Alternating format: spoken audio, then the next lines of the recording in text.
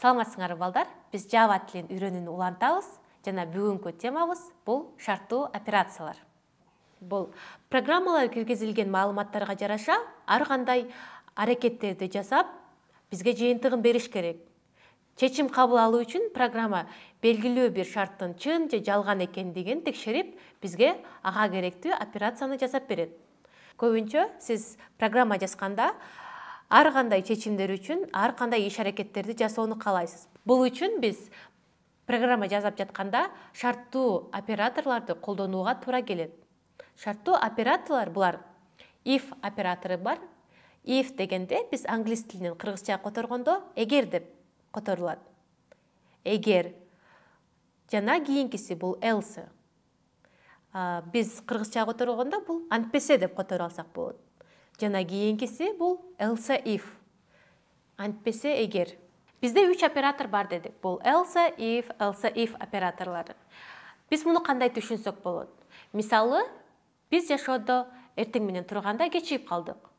Бунда эмне кылсак болот? Ар кандай варианттары болушу мүмкүн. Мисалы, биз кеч туруп калдык. Бул жерден if'ти колдонобуз. Эгер биз кеч туруп калсак, аялдамага бат-баттан барып, жумушубузга же окуубузга барабыз. Else if'ти колдонгондо же болбосо андан да кечигип калсак, биз такси чакырууга же болбосо жумуштагыларды же болбосо окууга, сабакка айтып, кечигип каларыбызды билдирип коюуга туура келет. Мисалы, андан да кеч туруп калсак 9-ондордо жумушка же окууга бүгүнкү барбай калдык. Биз ошолордун ар бирин вариантын колдонушу үчүн жана алардын кылуу операцияларын аткаруу үчүн компьютерде бул is, if, else жана else if операторлорун колдонобуз. Алар кантип жазылат? Биз мисалы алсак болот. If деген англис тилинде сөзүн жазабыз жана тырмакчанын ичине шартты жазабыз. Бул шарт аткарылса жана анын ичинде биз кашаны ачып алабыз. Кашанын ичинде биз эгер ушул шарт аткарылса, бул операциялар, бул аракеттер аткарылыш керек дегенди билдирет. Бизде бул кашанын ичи бул шарттуу оператордун денеси деп аталат. Жана if тамгасы дагы кичинекей тамгалар менен жазылат. Андан кийин карап алсак болот. Кандайдыр бир шарттын божомолдуу бир гана тармагы бар болсо, кыскартылган формада биз жазсак болот. Мисалы, биз if жазуусун жазып алабыз. Жана андан кийин биз бул жерде көрүп турганыңыздай шартты жазып алабыз. Эгер бул шарт туура болсо, шарттуу оператордун денесинин ичиндеги операция аткарылыш керек. Бул жерден бир канча операторду болушу мүмкүн. Бир канча операцияны, бир канча кыймыл аракетти аткарсак болот. Биз мисалда жазылып турат. Эгер А Б'дан чоң болсо, бизге экранга Аны чыгарып бер. Жана ушул сыяктуу. Келгиле ал үчүн биз мисалдарды иштейли. Мисалдарды иштеш үчүн биз дайыма сабакта колдонуп турган IntelliJ IDE платформасын ачып алабыз. IntelliJ IDE платформасын ачып алдык. Жана кантип жазылат? Биз if жазуусун жазып алабыз. Жана андан кийин кашанын ичине шартты жазабыз. Келгиле биз мисалдагы операцияны жасалы. Биз ал үчүн биринчи А жана Б өзгөрмөсүн жазып алышыбыз керек. Өзгөрмөнү кантип жазар эсиңердеби? Ал үчүн биз өзгөрмөнүн типин жазабыз. Мисалы int. Жана андан кийин өзгөрмөгө А деген маанини беребиз. Жана өзгөрмөнүн мааниси мисалы 6 болсун.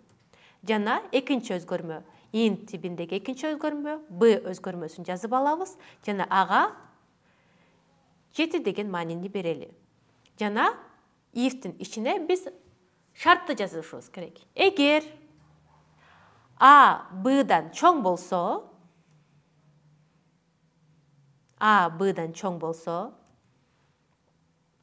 и андан кийин кашаны ачып алсак болот.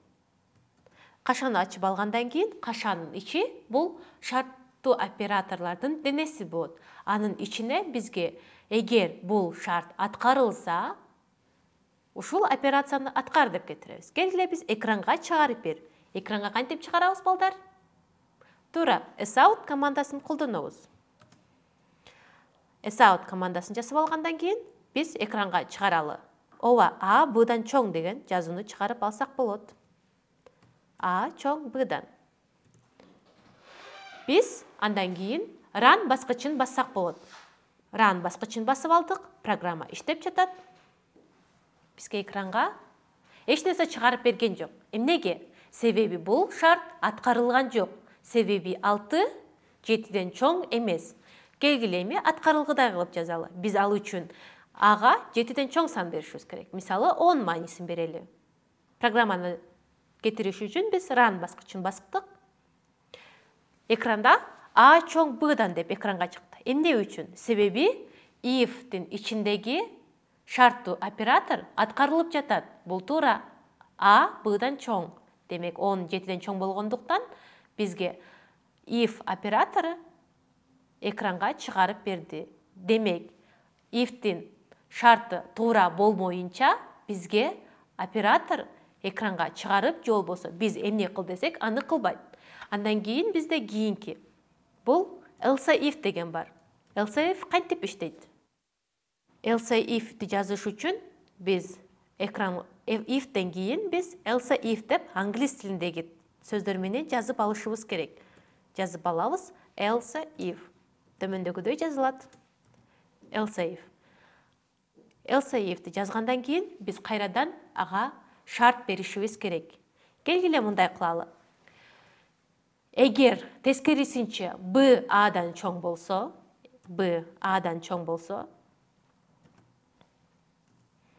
бизге кайрадан келгиле экранга чыгарып берсин. Ал үчүн кайрадан кашаны алабыз жана кашанын ичине бизге эмне кылыш керектигин жазабыз. Бизге бул экранга чыгарып берсин. Ал үчүн биз system.out.println командасын жазып, тырмакчанын ичине буларды чоң деп жазып берсин. Же болбосо бул жакта сан маанилерин чыгарып коелу. Ал үчүн биз Аны жазабыз жана чоң белгисин жазып алдык жана андан кийин кошуу белгиси менен Б'ны кошобуз. Кийинкиде дагы ушундай кылалы.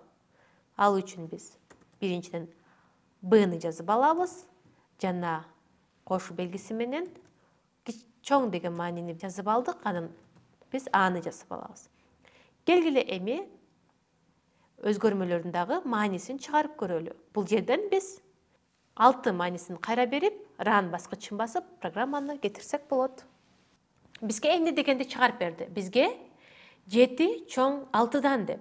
Бул эмне иши чыкты? Бул бизге else if программасынын аткарылып турчу экранга муну чыгар дегенбиз. Ушуну чыгарып берди. Себеби бул жакта if'тин эмес, else if'тин шарты аткарылды. Else if'тин шарты аткарылгандыктан бизге экранга муну чыгарып берди. Демек көрсөңөр болот. Эгер if'тин шарты аткарылса, анын денесинин ичиндеги аткарылуучу кыймылдар аткарылат. Ал эми эгер else if'тики шарты аткарылып жатса, демек бизге else if'тин денесиндеги оператор аткарылат. Эгерде бизде бардыгы тең аткарылбаса эмне болот деген суроо пайда болот. Ал эгер баары тең аткарылбаса, бизге else'ни колдонуп жазып койсок болот. Else'ни жазгандан кийин биз шартын жазбайбыз. Себеби бул айтылып жатат. Эгер мунун баардыгы аткарылбаса деп.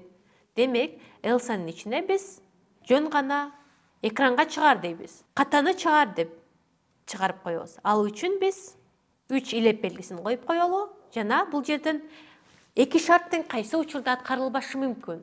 Эгер А Б'дан чоң болуп калса, биринчи if оператору аткарылат. Эгер Б чоң болуп калса, else if оператору аткарылат.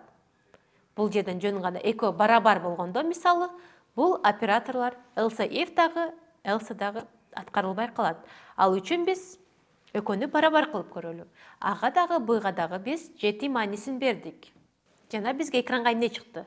Көрдүңөрбү? Бизге бул else'нин бизге аткарылып берүүчү функциясы чыкты. Бизге ката деген белгини чыгарып берди. Эмне үчүн? Себеби биринчи бул else if'тин шартын карайт.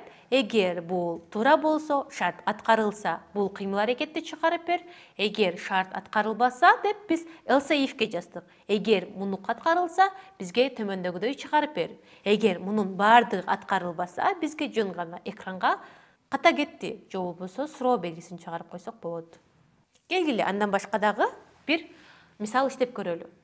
Биз ал үчүн жаңы товардын баасын киргизип, эгерде ал товардын баасы мисалы 5000ден кымбат болсо, бизге аны 10% арзандатып бер. Эгер ал 5000 сом болсо, 5%-ке. Эгер ал 2000 сом болсо, 2%-ке арзандат деген чыгарып көрсөк болот. Буга жазганы бардыгын өчүрүп коелу. Жана кайрадан жаңыдан жазып баштайбыз.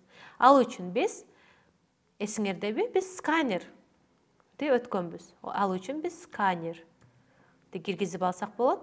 Жана сканерге SK деген атты берели. Жана барабар деп туруп new scanner деп жазып алабыз. Анын ичине биз system in дегенди жазышыбыз керек. System.in. Жана андан кийин биз эсиңердеби Java'да бардык сүйлөп үтүрлүү чекит менен бүтүш керек. Жана ага биз саныбызды бул count деген биз өзгөрмөнү жазып алдык. Жана ал эмнеге барабар?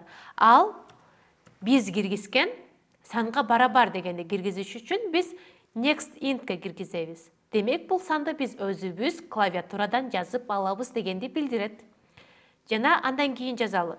Эгер ал үчүн if операторун жазабыз. Эгер биз киргизген сан 5000ге барабар болсо дегенде биз мурдакы сабакта өткөнбүз. Салыштырма операциясы. Чоң же барабар 10000 болсо, шарттуу оператордун денесин жазабыз. Бизге чыгарып бер. 10%га арзандатуу деп чыгарып берели. Арзандатуу деп жазып алдык. Жана андан кийин эгерде 5000 сомдон көп болсо деп жазып алсак болот. Ал үчүн биз кайрадан else if'ти колдонобуз. Else if'ти жазып алгандан кийин анын жанына биз шартын жазышыбыз керек. Эгерде биз киргизген баа 5000ден чоң же барабар болсо, бизге эмне кылыш керек? Бизге экранга арзандатуу 5%га деп чыгарып бериш керек. Ал үчүн биз кайрадан жөн гана жазып алабыз экранга 5% арзандатуу деп жазып алдык. Андан кийин эгерде алдан да аз болуп калса деп келгиле да бир жолу else if жазып алалы. Else if жазып алдык. Жана жазып алгандан кийин ага кайрадан биз киргизген сан чоң же барабар же болбосо биз кайрадан барабар деп койсок, барабар 2000ге болсо мисалы. 2000ге барабар болсо, бизге эмне кылат? Бизге экранга келгиле 2%га арзандатуу деп чыгарып берсин. Ал үчүн биз төмөндө жазганыбызды көчүрүп коюп койсок болот. Бизге бул жерден 2%га арзандатуу. Жана андан кийин эгерде бул шарттардын бардыгы тең аткарылбаса, бизге else керек. Else'ни жазып алабыз. Эгерде мунун бардыгы аткарылбаса, келгиле экранга арзандатуу жок деп чыгарып алалы. Ал үчүн биз арзандатуу жок деп жазып алсак болот. Арзандатуу жок. Программаны кетириш үчүн биз run баскычын басабыз. Run баскычын басып алдык. Бизге экранда эч нерсе чыккан жок. Эмне үчүн? Себеби биз бул жакка биринчи товардын баасын өзүбүз киргизишибиз керек. Ал үчүн биз биринчи келгиле ар бирин текшерип, биринчиден 10.000ден баштайлы. 10.000ди киргизсек болот. 10.000ди киргизгенден кийин бизге 10% арзандатуу деди. Эмне үчүн 10% арзандатуу? Себеби бул биринчиден if оператор иштеди. Жана биз if операторунун ичине эгер 10.000ден чоң же барабар болсо, 10% арзандат дегенбиз. Кийинкисинде биз 5 десек болот. Ал үчүн биз программаны кайра иштетели. Кийинкисине келгиле 5 деп жазабыз. 5000 сом товардын баасы болсо, 5%га арзандатуу. Келгиле 2000. Бизге 2%га арзандатуу деп чыкты. Келгиле кийинкисинде мисалы 2000ден аз, мисалы 100 сом. Арзандатуу жок. Бул кантип иштеди? Сканер командасын жардамы менен биз өзүбүз клавиатурадан товардын баасын киргиздик. Жана if'тин ичине биринчиден биз жаздык. Эгер товардын баасы 10 миңге барабар же андан чоң болсо, бизге 10% арзандатуу керек. Эгерде ал эми антпесе, эгерде товардын баасы 5 миңден чоң же барабар болсо, анда бизге 5% арзандатуу. Эгер 2 миңге барабар болсо, бизге 2%га арзандатуу. Жана эгер бул шарттын бардыгы тең аткарылбаса, бизге арзандатуу жок деп чыгарып бер дедик. Жана биз сандарды киргизгенде бул программа иштеди.